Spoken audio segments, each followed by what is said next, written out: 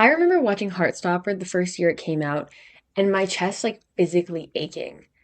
Not because it was sad, but because it felt real.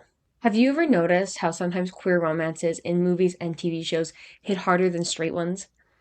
Even as someone who is straight, I find myself rooting for them, tearing up more, and just feeling moved by their romance. But why is that the case?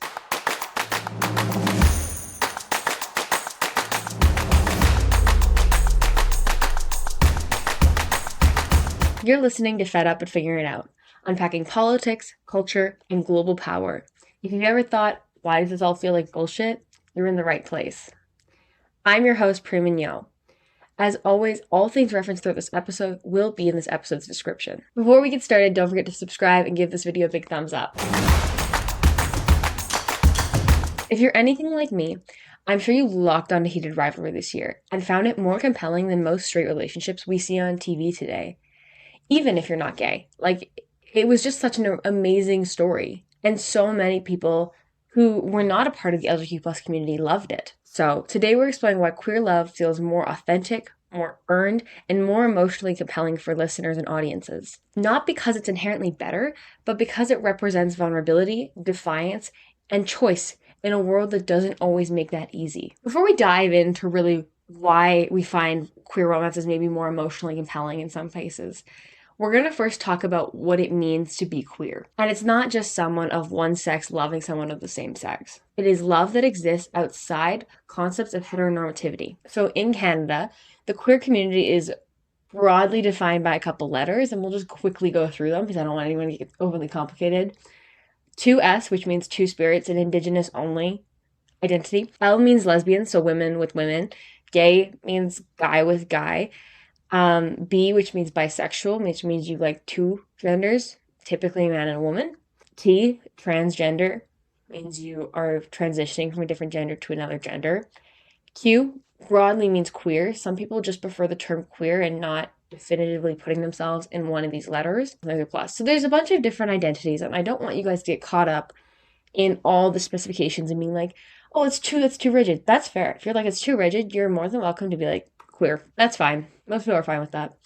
But these identities exist because they give people like a sense of belonging and a sense of understanding with other people who don't fall into heteronormativity, which just means straightness. So that is very quickly a broad definition of what the community and those letters mean. But today we're not really focusing on queer identities. We're focusing on why queer romance compels a lot of people. And a lot of this comes down to the fact that queer stories, whether romantic or not, have been underrepresented, misrepresented, and often end in tragedy, which makes authentic ones stand out even more. Queer people have always existed, and they always will exist. But their stories have not often made it to mainstream media or into any kind of culture substantially because of our rigid idea as a society that straightness and heteronormativity must prevail. And that is changing now. The idea that you can be gay especially in the Western world is becoming more and more acceptable. Like there have been queer people throughout all of history. If you crack a history book, there is queer people throughout it. But the way their queerness gets toned down typically, and the way their stories are represented is often like slowly leaching the queer expression out of them. And only in the last about 100 years have we had actual queer representation. And even though that is a good thing, there has been a bit of a challenge because when queer stories started coming out, and queer and gay, I'm going to kind of interchange those throughout the episode, but when these queer and gay romances and stories started coming out in mainstream media, they were often ended in tragedy. They just often ended tragically, and no one got to be happy in them. And it was like this consistent fight, and no one ended up being happy as a result. Like they die, or they have to break up, or whatever the ending is. But it always ended sadly. And we as straight people have had like happy romantic endings forever. So that was definitely a bit of a struggle for the first bit, getting queer and gay romances into the mainstream. Like you can think about the tragic ones like Brokeback Mountain, Carol, Portrait of a Lady on Fire, Call Me by Your Name. All of these, I mean, and some of them are more recent, but all of them kind of end tragically. And we can even look at books for this example, like the Song of Achilles. And I'm not saying these stories are not beautiful stories to be told, but it was just the fact that so many of these stories were just ended terribly for queer people. So that was the only representation they had on screen, is just this devastation. Sometime in the last 2 decades or so, there has been a shift though to joy and like the softness with queer romance. And we can think of like Heartstopper for this, Schitt's Creek, Shadowhunters, all these different romances that have come out in the last couple years that have shown what it could be like to be in a really healthy and loving queer relationship. Because queer stories have typically always ended in tragedy, when we finally get to see a happy ending, it doesn't just feel sweet, it feels revolutionary, it feels enlightening. It's something new, it's something different. Part of what makes queer love so authentic and so compelling is that it requires a lot of vulnerability. Every queer relationship begins with risk.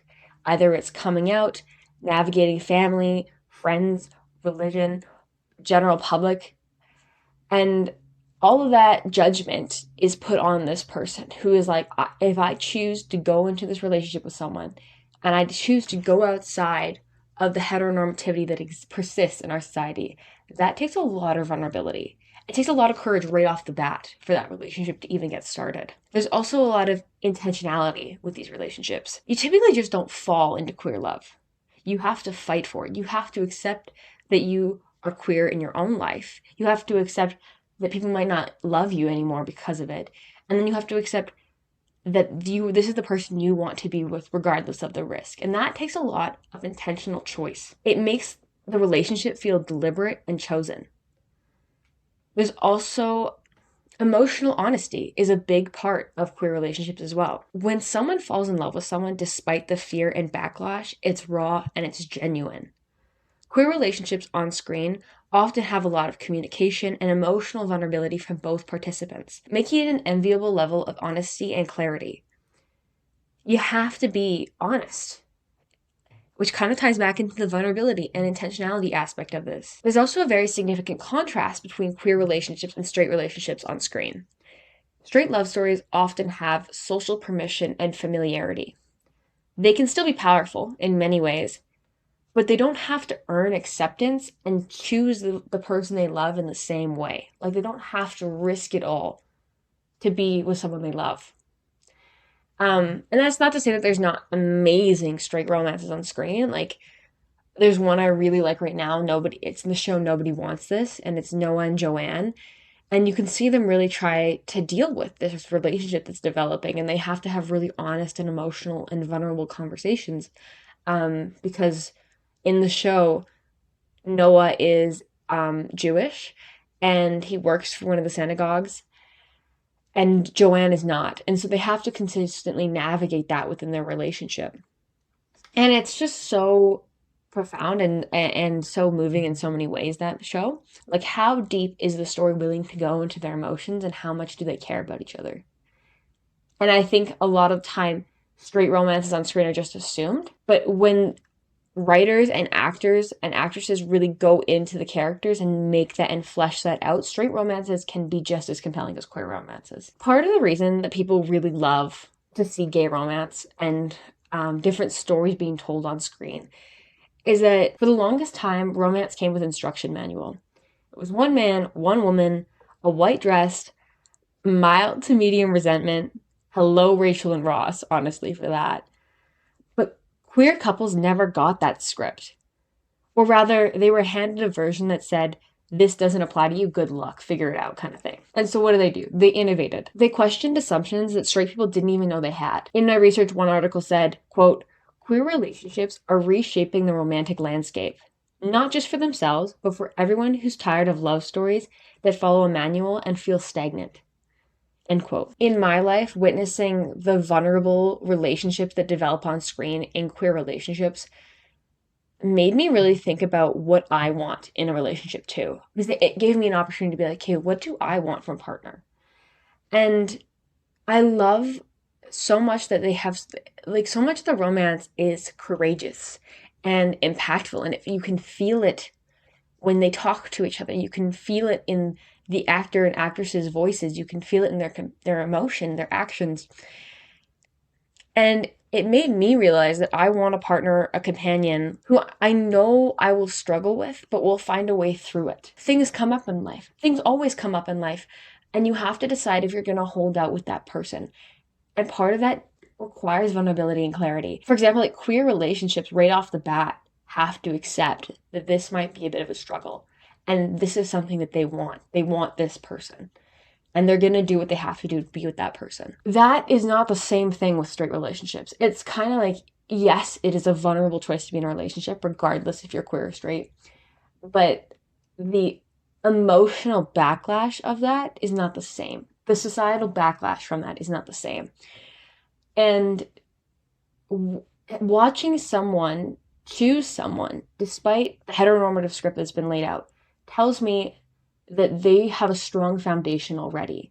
When straight couples just fall in love with each other or just like tumble into a romance because it's easy and convenient and it's on screen and there's no emotional depth to it, it's kind of like, for me, I'm like, okay, but what about when shit hits the fan? Because it always does. That's life. Life, things go wrong. Someone gets sick. Someone dies. Like, there's things that go wrong in life, and if you're going to have a partner, you want them to stick it out for you and stick it out with you and communicate with you. And it made me realize that I want to be that for someone, and I want someone to be that for me. I don't want it to necessarily, I want it to be easy. I want it to be comfortable, the love we have, but I also want to know that they are going to be there and they're going to be present and they're going to be with me on it as a partner. And it's a lot about like sharing in that emotional labor, the planning, the love. Like in queer romances, for example, you can't, the gender roles don't exist. And like the planning of dates, like that's shared. The romance aspect is shared. The chores are shared. The emotional talks are shared. The money is shared. All this different stuff. It is foundationally a partnership because there's no other option. There's no script given to them. And they have to negotiate that kind of thing. So people aren't just watching these shows because they're queer. They're watching because these are good love stories. They are compelling love stories. There's an emotional payoff when this happens, and there's a reason that audiences connect. People respond to courage, to vulnerability, to seeing love that costs something but still blooms and is still chosen. Queer love reminds us that love is resistance. It is hope in motion. You're going out there boldly, and that is revolutionary in itself, to have that vulnerability, to have that openness, to have that kind of love, that the heart on your sleeve. That is revolutionary, and that requires a lot of courage, and it creates hope. And there's a lot of empathy that audiences feel as a result of watching these stories. We don't watch queer love just to root for them. We watch to remember that love can feel brave, that love can be brave. Like when I see two people fall in love despite the odds stacked against them, despite the weight of judgment, it makes me believe in love all over again. And there are a bunch of shows that do this. There is Heartstopper, which follows Nick and Charlie and their high school boys in Britain or in the UK. And they go through the motions of realizing they love each other. And I remember I watched that in my senior year of high school. And I think I watched it probably 5 times. Like it was such an amazing storyline, season one, and I like the other seasons too, but season one holds a really special place in my heart. And it was just watching them have to confront their own identities, accept who they are, and then go out and be like, I accept you for who you are, and I want to be with you. And I loved Nick and Charlie's love story so much. The most recent and crazed talked about one is Heated Rivalry, which involves Ilya and Shane, who are two professional hockey players, and they fall in love over the course of 10 years. And that's also just a really lovely story as well, and it has a lot of raw vulnerability to it. The TV show Shadowhunters, the book as well, and the movies, I guess. They also have characters called Alec and Magnus, another gay relationship. Another show is Dickinson, which follows the story of Emily Dickinson and how she grows up and becomes an author.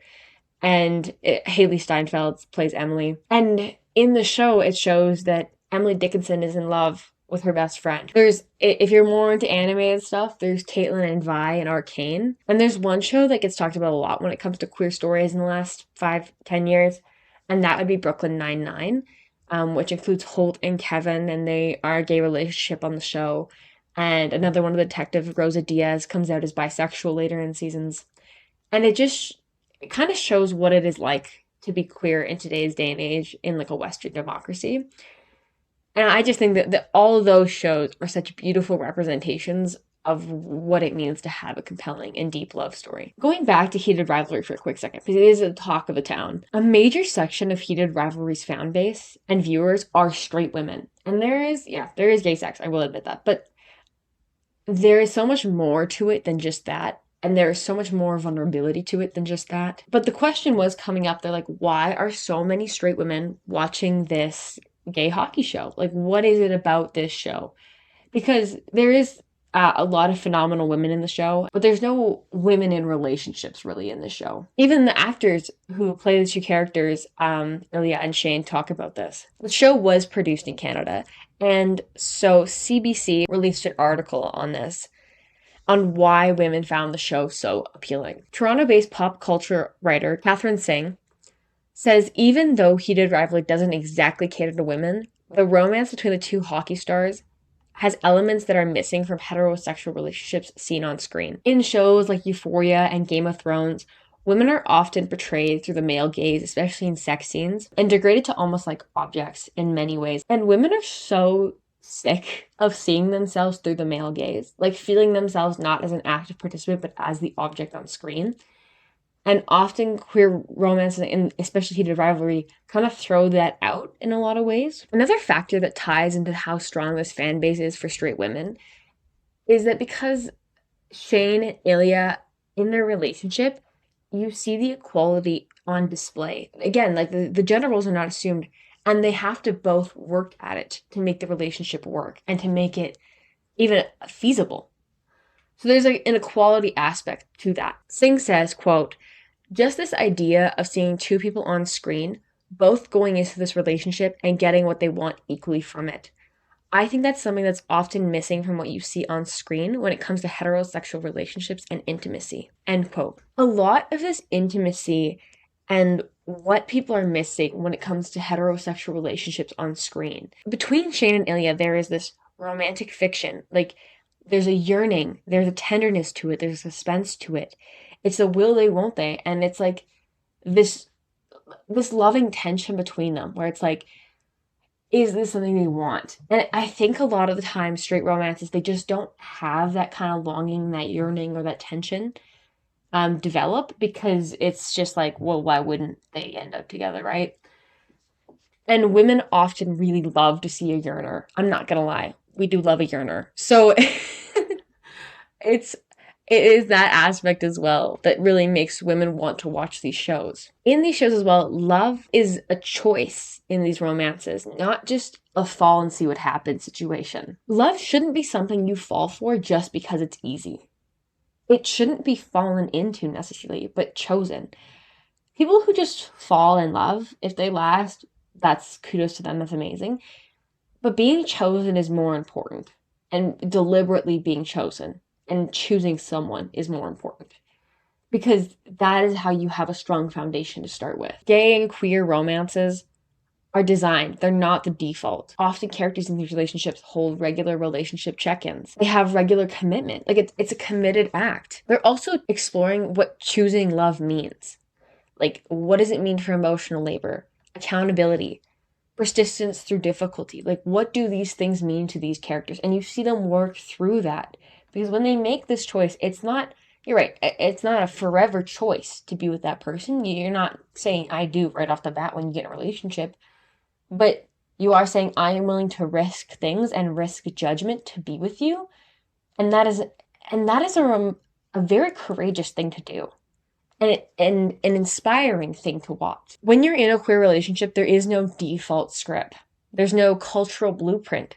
No neatly gendered roles handed through down like family heirlooms. There's no like script. There's just nothing going. You have no idea what it's going to look like. This means that every part of the relationship, emotional labor, money, sex, commitment, all of it's up for negotiation. All of it has to be talked through or felt out. Like it's not like it's just assumed. You have to talk about these things and work with someone on them. In straight relationships, gender scripts often decide who nurtures, who leads, who sacrifices. Queer relationships throw it out entirely, which means everything must be created consciously. And that is remarkable for so many women and so many people watching these romances. Queer love often embodies this. It requires choice, even in the face of fear. And that choice gives it weight, texture, and meaning. Here's the thing. Queer love teaches us something about the essence of love, what it means to love someone and actually be there for them. It's not defined by gender, but by truth. It is the most honest version of love I could picture in many ways. And that's not to say that there's not toxic queer relationships out there. It's not to say that straight relationships can't be as emotionally compelling or as inspiring or as chosen or as committed. It just means that that love, in so many ways, is a truth to them. It is their choice to fall in love. Authenticity matters so much. And that's what I crave from any story. Not just queer, not just straight, but human. Human stories require authenticity and vulnerability to make an emotional impact. And we live in a world right now that's struggling with polarization, disconnection, and queer relationships offer a map. Not towards assimilation, so we're not all gay, but towards authenticity. What it means to be a human being, what it means to choose something for yourself and know yourself. And maybe that's what makes queer love so powerful. It reminds us that love isn't meant to fit inside a box. It's meant to be lived bravely. And straight relationships can have that too. So the question becomes, how do we create authenticity in all of our relationships? And this can be in romantic, this can be in platonic, it can be queer, it can be straight, doesn't matter what the relationship, but in our human experiences with relationships, how can we create more authentic versions of this? As the world-renowned scholar on empathy, Brene Brown says, vulnerability is the birthplace of love and belonging. And queer people have had to live in that truth more visibly than most. They've had to accept that vulnerability. According to Psychology Today, people wear masks to appear lovable, competent, and easygoing. But that creates stress and pressure on the relationship and individual. And eventually, even if you develop a relationship with a mask on, those masks slip. And again, shit hits the fan. So what are you gonna do when someone's mask slips or your mask slips and you don't know that person? It just requires a level of honesty with yourself and an openness with yourself to be with other people that's important to build that kind of relationship and that vulnerability. And it's okay to do baby steps. Just you don't have to blurt everything out all at once. But, don't just say the thing that's programmed to come to mind. If someone asks how you are and you're like, I want to build a relationship with this person, you don't have to just say good. You could say, okay, but like my car broke down the other day. And that's just that little bit creates a door for stories, creates a door for vulnerability. You don't have to say the most traumatic thing that happened to you. It's just little baby steps, guys. Just baby steps to build relationships is what matters. So if it is authenticity that actually moves us, how do we create that in our own relationships even further? Well, one vital thing is radical honesty. Say what you feel, even if it's uncomfortable. Authenticity thrives in truth, not performance. That's not to say, like, say everything that comes to your mind or be mean to people. That's not right. Do what feels true to you. If something is bugging you and you want to build a relationship with someone, or like if someone tries to check in on your mental health and you're having a shit time, tell them. Like, if it's someone you want to build a relationship with, of course. I'm not saying like every person you talk to, you have to want to build a relationship with. You can have casual acquaintances. That's more than okay. It's important to be honest with the people you want to develop those relationships with. Vulnerability is a strength in relationships. Let people see the parts of you you're scared to show. Queer love reminds us that intimacy is built, not found. The third part of creating authenticity is making the choice intentional. Keep choosing the person every day, even when life gets messy. And there's a bunch of disclaimers with that, like don't choose the person if they're abusive, don't choose the person if they're mean. Like, your boundaries, play within them kind of idea. Don't give up on someone just because it gets hard. And part of like having relations with people is intentionally making choices to be with them. Like if you're like, I didn't want to go out today, but it's my friend's birthday and I said I was going to be there. You should try your best. There's all these reasons not to go, but you should try your best to be there because it's an intentional choice to show up for the people you care about as well. Communication is vital. You can ask, listen, respond, not necessarily to fix or help the problem, but just to understand. When I started my first job in corporate, I would always ask my boss, I was her assistant, I said, okay, if you give me a problem, and I said, is this a problem you want me to solve, or is this a problem you want me to listen to? And those are two very distinct different things. And that is very important to ask in so many ways because a lot of time, we as humans, it's our natural instinct to want to solve problems for people. And that's very normal and very healthy and very good of us. But at the same time, sometimes people just need a soundboard. And so that is part of the aspect of communication, but just making sure you're keeping those communication lines open. A lot of this queer love authenticity, though, boils down to individual authenticity. You can't have authentic love without being authentic yourself. It is important to know who you are outside of the relationships you have, outside of your friendships, outside of your relationship with your family, outside of your relationship with the partner.